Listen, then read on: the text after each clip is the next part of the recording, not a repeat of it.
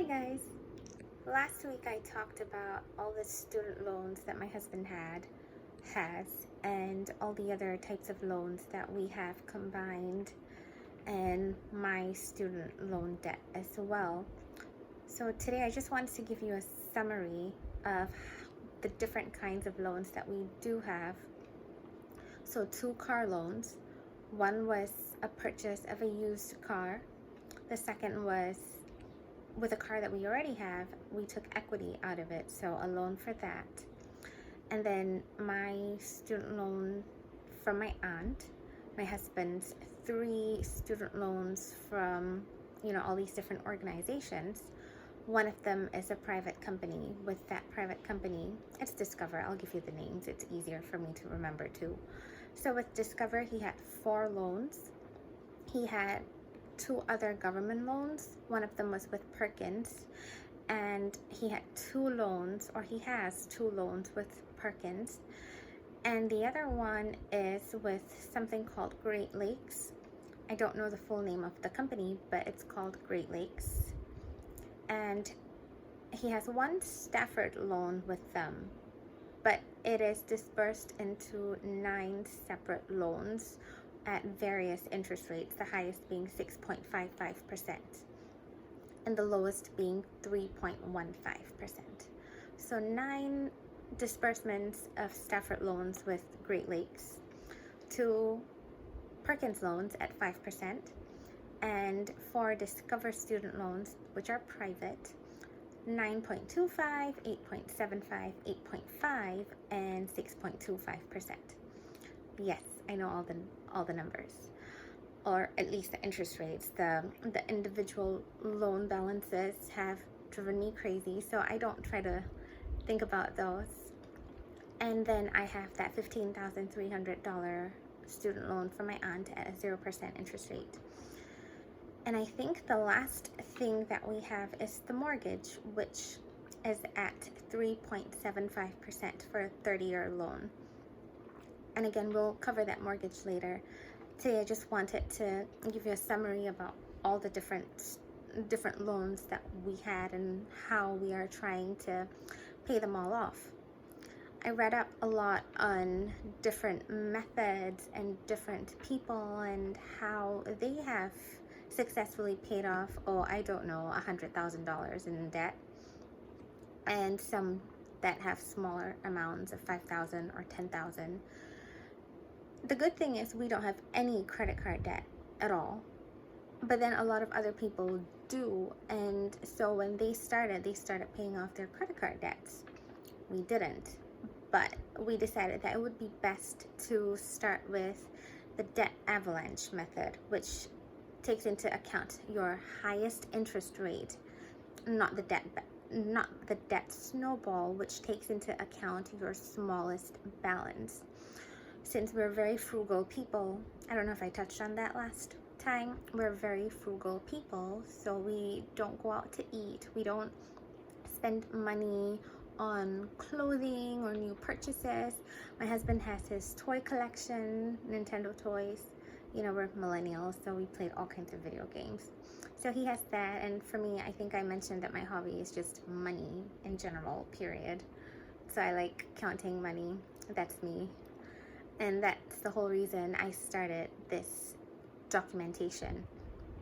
I wanted to help myself, motivate others like you, and inspire you, hopefully, to pay off your debt too, so you can lead a better life in the future.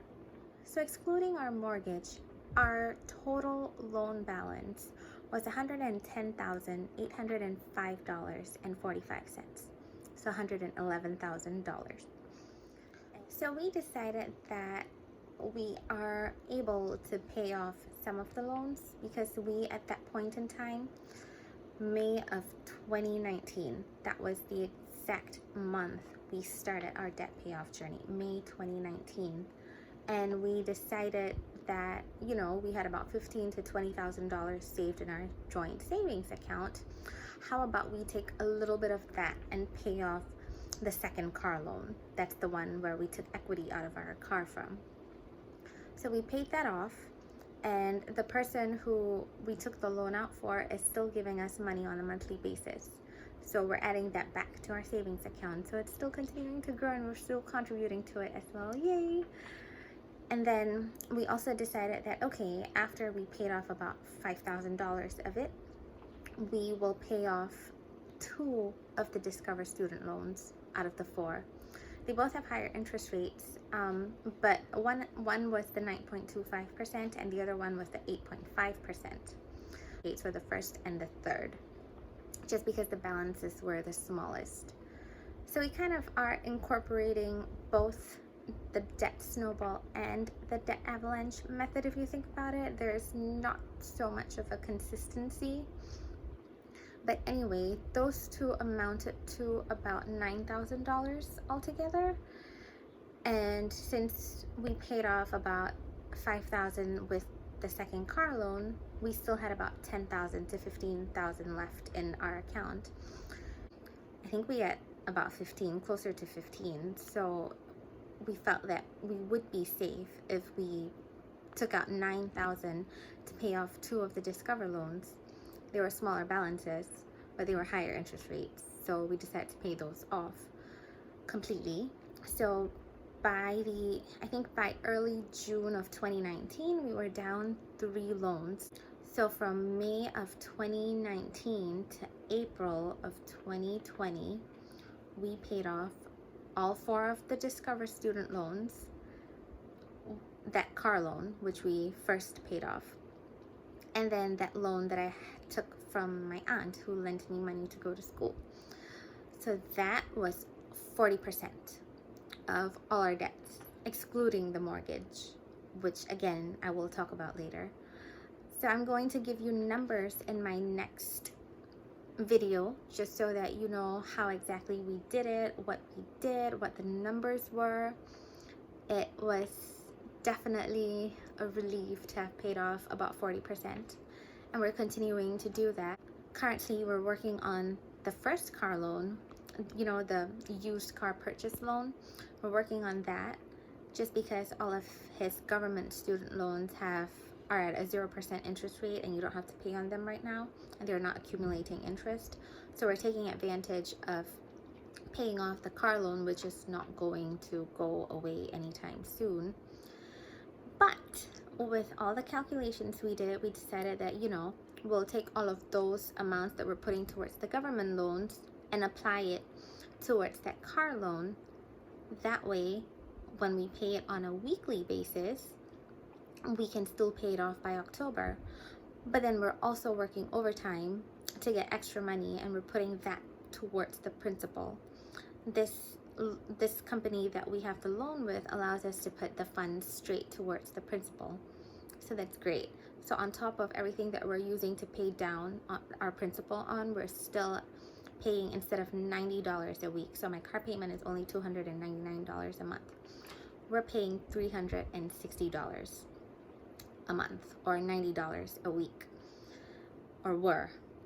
And now we've upped our weekly payment to $449 a week. Yes, $449 a week. And that puts us at a payoff date of sometime in October, when the student loans kick back in, where we have to start paying on those.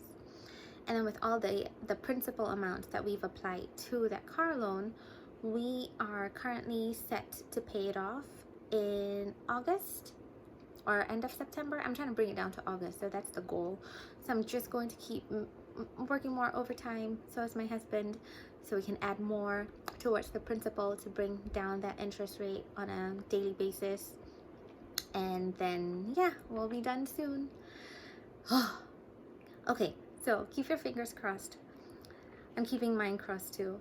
I hope you guys stay tuned for next week, where I will give you all the numbers, and hopefully I'll figure out how to add them to my screens so you guys can see the numbers instead of just listening to them. But stay tuned, subscribe to my channel, comment, like my videos, share with me your tips on how you paid off your debts. If you have questions, feel free to ask me. And yep, I will talk to you soon. Bye.